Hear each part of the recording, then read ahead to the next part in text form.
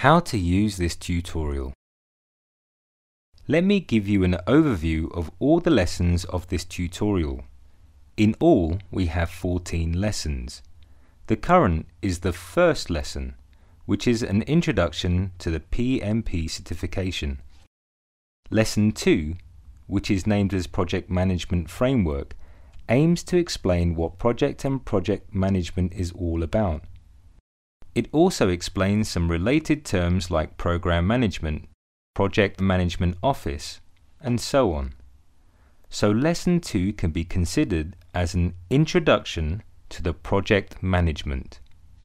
Next, Lesson 3 aims to explain the 5 project management process groups, which we discussed some time back.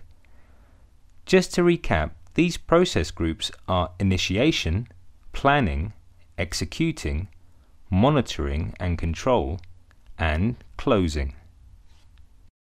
From Lesson 4 till Lesson 12, the 9 project management knowledge areas are explained. One lesson dedicated to each one of these 9 areas.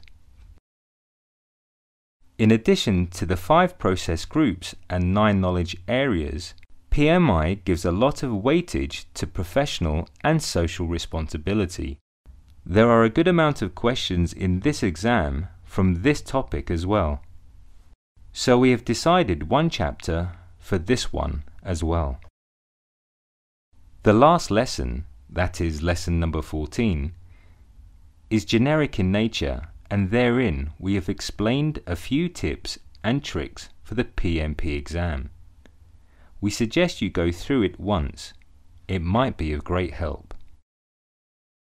Along with the tips and tricks, we've also listed in lesson 14 what is called PMIism.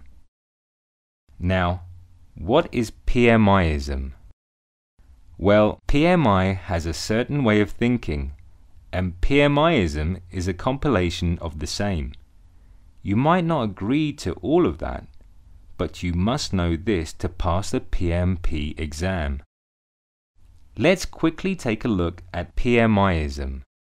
For example, you must be using the word task in your day-to-day project execution to mean a project-related work. But PMI never uses this term. Instead, they use the word activity and work packages. This is PMIism. There are many such things that we discuss in lesson 14. At this point, I would also like to add that at the end of each of these lessons, we have a quiz. I strongly urge you to take up the quiz and also look at the explanation of all the questions, those which you get right as well as the ones that you get wrong. This would help you get a better grasp over the subject. Once you are through with all these 14 lessons, you can go ahead and start taking your online practice tests.